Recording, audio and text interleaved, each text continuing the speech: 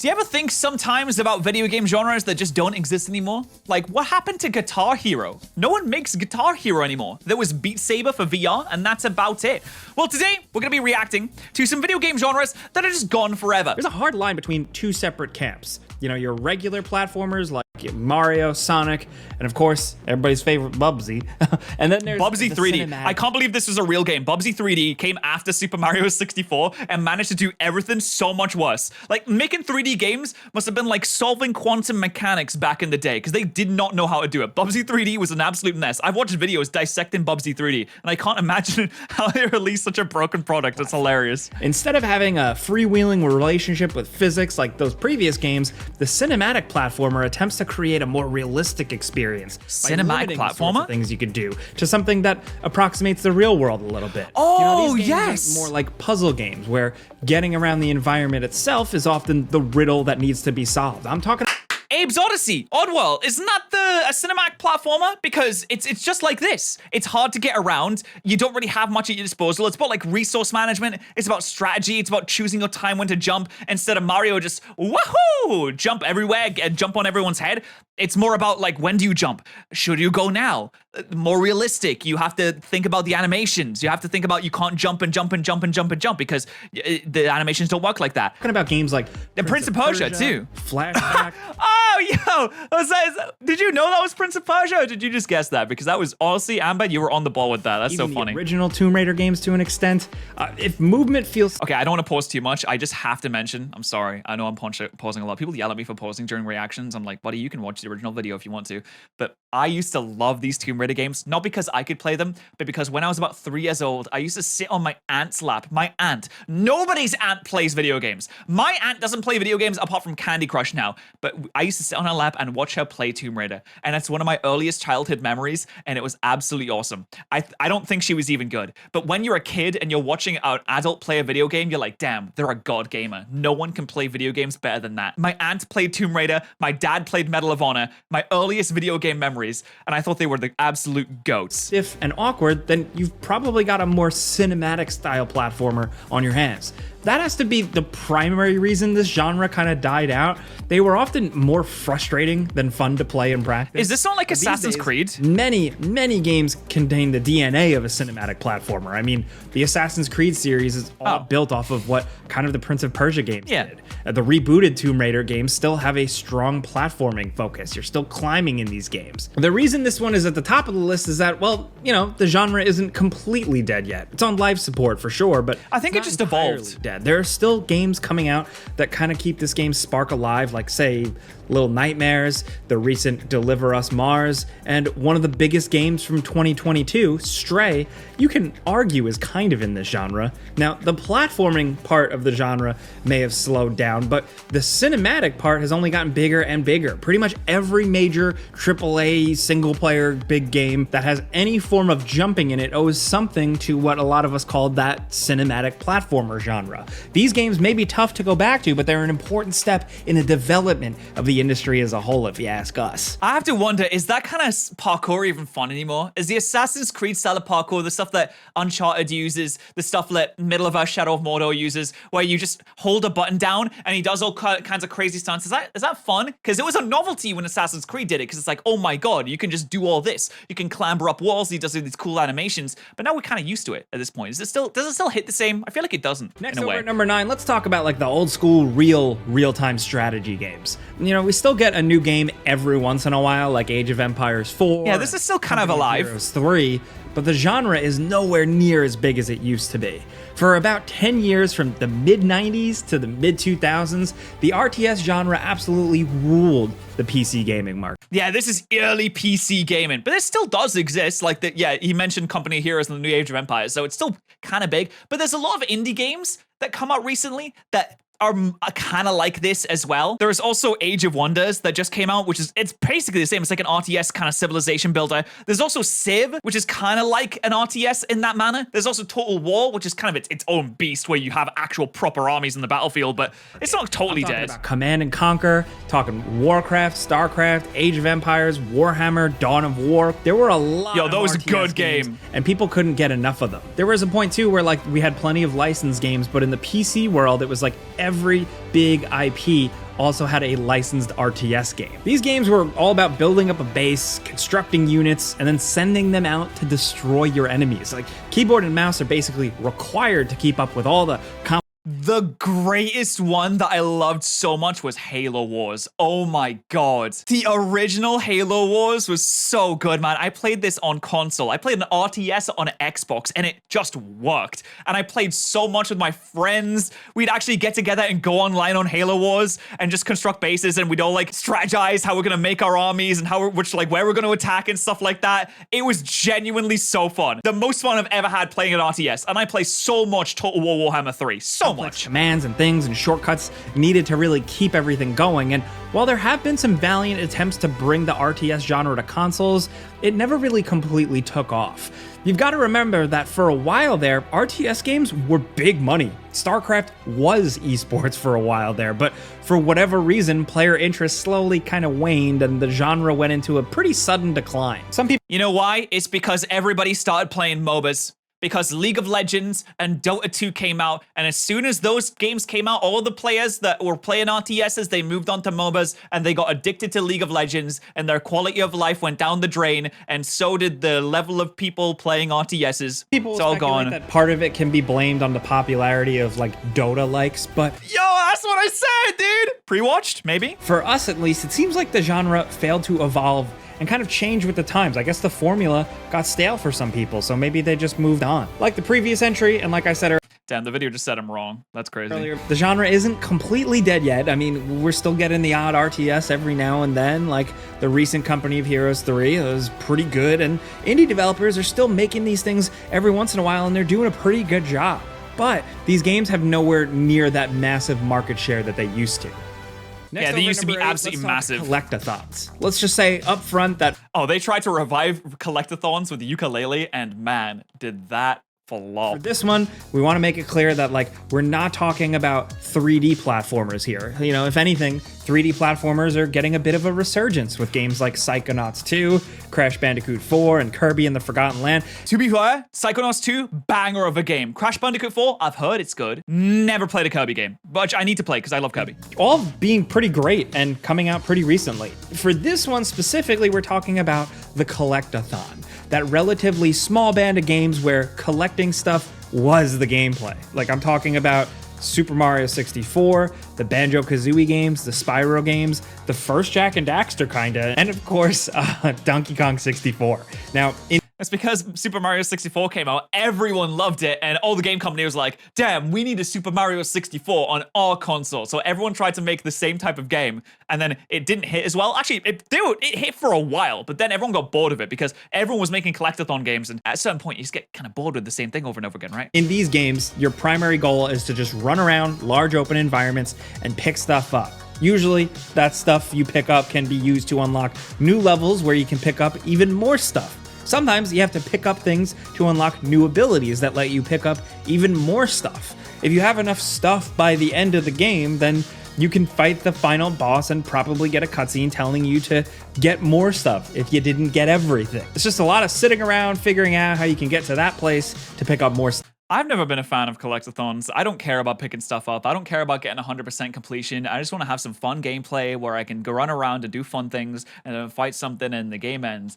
If I have to crawl into every nook and cranny to pick up the 17th Ghibli so that I can unlock the super duper key so I can get the quaggles so that I can unlock a new ability that will let me suck up Doobledores more, I'm just losing interest. It's not that fun to me. To say that these games can be a little exhausting is an understatement. There's a reason so many modern platformers have kind of ditched some of the collectathon aspects of the genre. Now, the thing with these games is that there's like a balancing act where the act of collecting can be fun without feeling like you're doing chores. The original Banjo really pulled it off. Mario 64 is a classic for a reason. These games nail it. For a lot of people, Donkey Kong 64 is where the collecting gets a little out of control. There's just so much to pick up in that game that you kind of feel like you're just a janitor more than a hero doing cool adventures. At least once you stop and think about it as an adult. After these games we mentioned, the genre felt like it was kind of in decline after that, as most of the games that were collection focused. Spyro is the GOAT, though.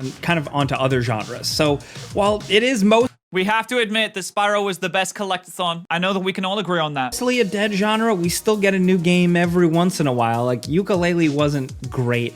Hat in Time was pretty excellent, and the reason SpongeBob... Oh, the only reason I know a Hat in Time even exists is because Failboat absolutely loves it. Like, Failboat will defend a Hat in Time to the death. It's like his favorite game. The Cosmic Shake is about as unabashedly old school as one of these games can really get. So there are a few of these things still out there.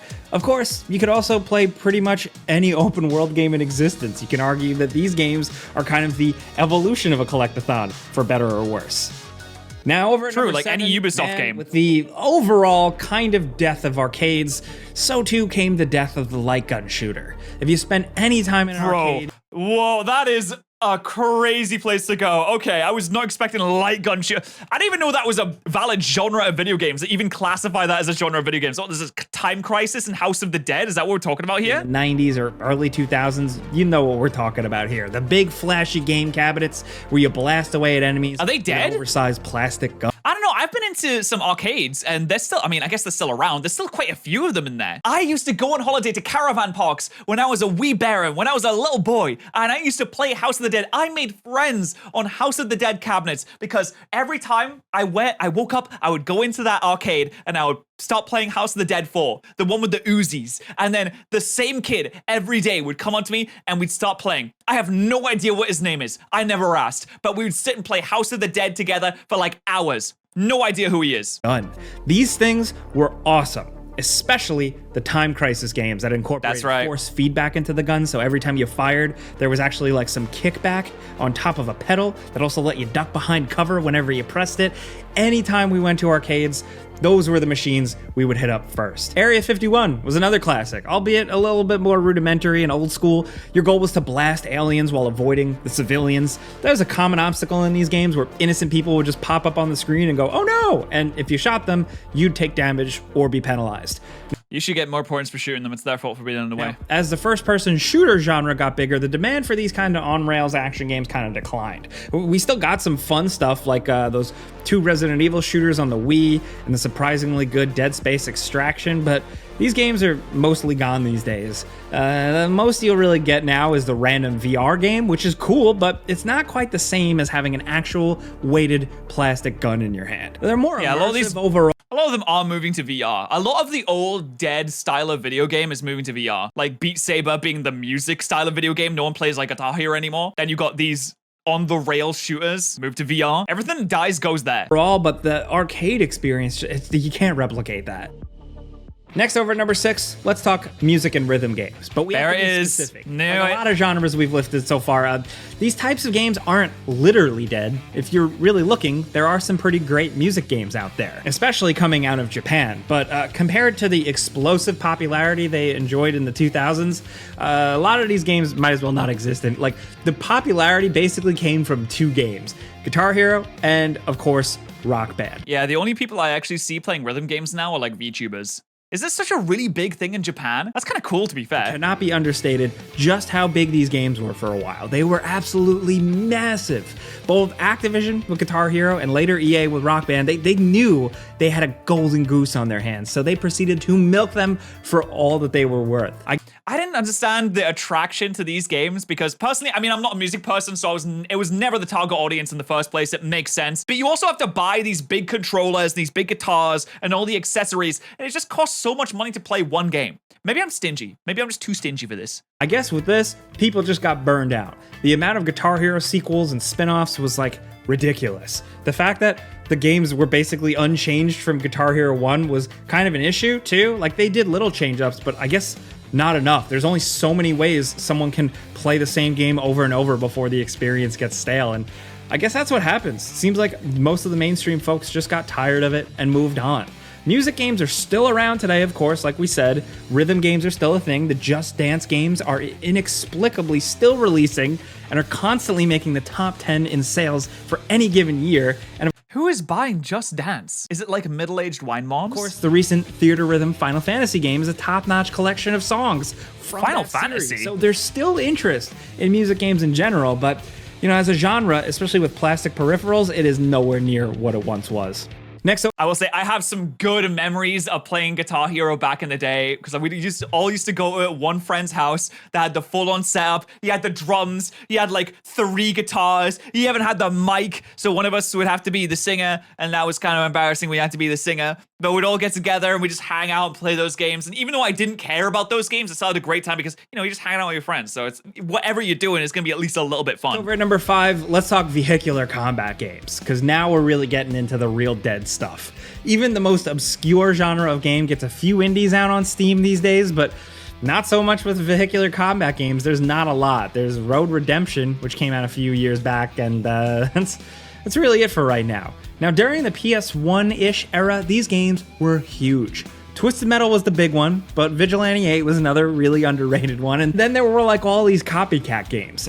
Star Wars had one, there was a wrestling one, The Simpsons had one, and they all had one thing in common. A lot of them really sucked. Really, it was Twisted Metal and Vigilante 8, and those were the GOATs. Really, as much of us weirdos really worship Vigilante 8, it was Twisted Metal as the big mainstream one, and nothing really else. So when that series ended, so did the entire car combat genre.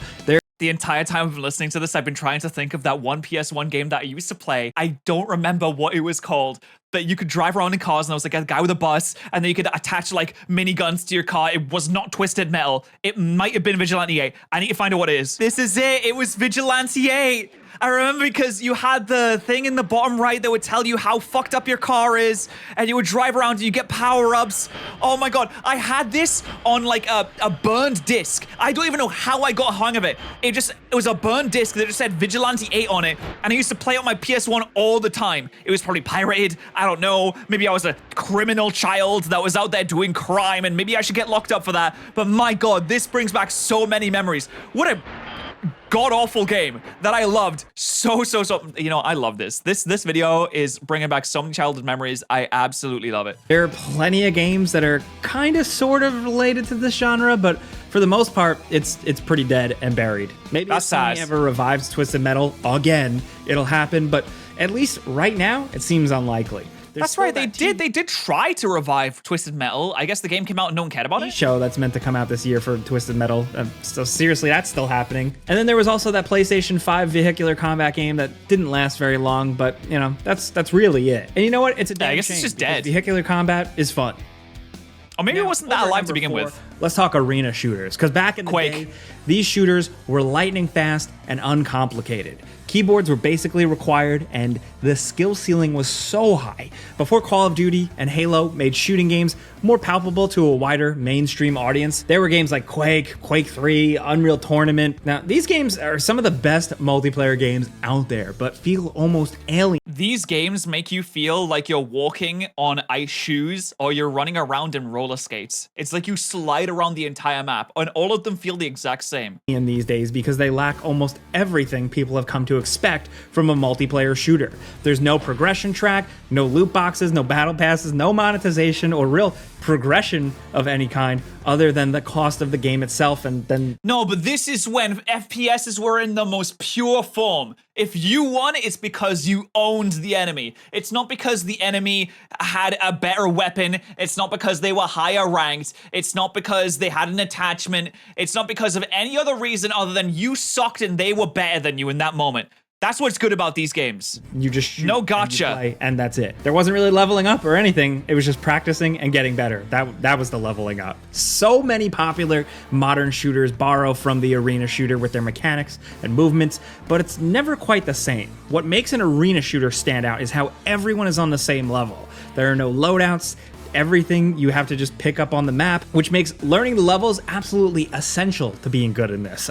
Because everything is collected in the maps. Yo, rocket jumps! For weapon skins or unlockables, like none of that stuff matters. It could probably still be done, but for whatever reason, these games just aren't popular anymore. Developers keep trying to come out with new ones, and they always fail or have a very small player base. Like, look at any of the more recent attempts at reviving, the arena shooter, like, say, Lawbreakers or Quake Champions or a couple others. All of these games are solid, but the player base just never really was quite there. It's because to make a game nowadays, you have to make someone addicted to it. You have to make some kind of progression. If the game doesn't have any progression, then people aren't really going to play it as much. If you don't have leveling up, if you don't have, like, loadouts, if you don't have some reason that people feel like they're progressing in the game, then people are less likely to play it, because at that point, it feels more like a waste of time, which, you know, is not necessarily correct, because all video games are a waste of time anyway, and you don't have any loot boxes, you don't have any gacha, you don't have any gambling system, you don't have any way to get them addicted to a game, then they're not going to play it as much. For number 3, let's talk extreme sports games. This is another one of those genres that was absolutely massive during the 90s and the 2000s. Tony Hawk Pro Skate, Pro Skate. And for pretty much the same reason that killed rhythm games. You know, for those, it was Guitar Hero that kind of killed like the plastic peripheral rhythm genre thing. Well, for this one, I guess it was Tony Hawk. Tony Hawk's Pro Skater 2 was a massive hit. And the franchise it's a goat. It's so good. For a while. At least until kind of the Xbox 360 era. During the PS1, PS2 era of the games, though, it seemed like every other game coming out for consoles was an extreme sports game. All with some other sports personality, SSX Tricky, BMX, or Kelly Slater's Pro Surfer. The genre was so saturated that games had to start getting weird to stand out. Oh, this looks dog shit, man. Or Dark Summit, a snowboarding game about like a dystopian mountain or something. What? It was to the point where like EA even had their own special That's what we need. We need a dog gritty storyline inside of an extreme sports game. offshoot label for these crazy extreme sports games. There were so many awesome ones in this genre, it's almost impossible to talk about them all here, man. Tony Hawk was the king, of course, but the skate games, SSX Tricky, 1080 snowboarding, Jet Set Radio, aggressive inline, like we just can keep going. What, Skate? All amazing. Dude, people are still screaming for Skate 4. Is it Skate 4 or Skate 5? Every time Ubisoft, I think it's Ubisoft or EA, every time they do a presentation, everyone just spams Skate 4. And it's a shame that these days, that genre is mostly dead. You know, a genre has really vanished when attempts at a revival come out and get kind of ignored. I mean, remember Riders Republic? Yeah, I mean, you probably don't remember it. We really liked it, but it didn't really catch on. At least everyone rightfully loved the Tony Hawk 1 and 2 remake, but at this point, it's hard to say if we'll ever see a real resurgence of this genre or not, and it's a bummer. You know what this just reminded me of as well? Trials on the Xbox. That 2D bike game with the hardest maps in the world. This game was so disgustingly difficult on some of the maps. Oh my god, the Trials games were mind-blowing. I used to get so mad. You have to perfectly balance yourself to be able to get across the maps, and some of them were amazingly hard. I used to play with some of my friends too, and I was bad. I was dog water at these. But this is also a genre that is completely dead and gone now. Next, over at number 2, let's talk movie tie-in games. I guess with these, they're just too expensive. Game production is too volatile, and it's not worth the effort for them. It's just easier to make cheap phone game tie-ins rather than actual full console releases. Yeah, for the true. blockbuster generation of gamers, there was no genre of game more equally loved and despised as the movie tie-in game. What is the best movie tie-in game? Let me know in the comments. I really like the Harry Potter ones. These days, video games don't need movies to be successful. They can be their own thing, free of ridiculous release dates and directives from clueless movie studio executives who have no idea what actually makes a good game. But in the 80s and 90s and through most of the 2000s, I think, That Aladdin game just sent me back as well. There was some really good Lord of the Rings ones as well. There was a ton of good Lord of the Rings ones. There was a ton of good Star Wars ones. There was some really good Star Wars games. if there was a big movie coming out, then it was likely that there would be some kind of movie tie-in game, even if it sometimes didn't make too much sense. Sometimes they were good, like most That was of a the goat. Disney This is games so on good. SNES I used to or play this in an Genesis, arcade. Or, I Lord loved of the it. Rings beat-em-ups, or Chronicles of Riddick, Escape from Butcher Bay, the Spider-Man movie games, and then like sometimes they were really terrible, like basically all the other ones. A really long list. For most Not the Star people, Wars ones. Movie tie-ins were synonymous with shovelware. You know, a lot of them were crappy games rushed out earlier to meet a release date. They were made to fulfill a contract, not make something legitimately great or memorable. The fact that there were some good ones, like, I don't know, GoldenEye was the exception. Yeah, GoldenEye was the originator of FPSs. There would not be FPSs in the way we know them today if it was not for GoldenEye. And that's probably the biggest reason why movie That's the tie-ins goat. mostly died out, along with Activision realizing it can make way more money from its original properties while at the same time not really having to split the earnings with a movie studio.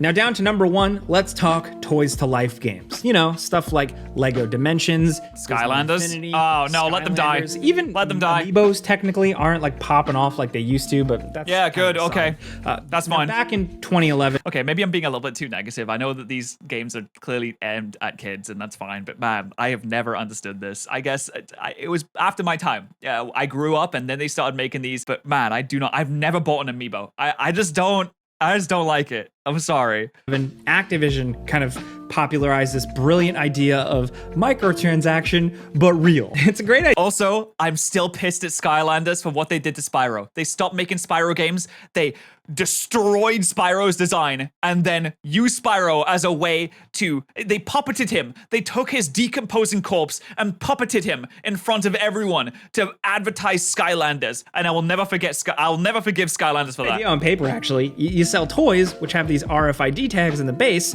which when scanned will make it so your toy will appear as a character in the game. This all came about right as the great peripheral boom was starting to wane. People were putting away their steering wheels and their Rock Band drum sets and their Guitar Hero guitars we talked about earlier, so Activision wanted something else that would encourage kids to get a lot of additional plastic stuff on top of buying a $60 game, and this is what they came up with.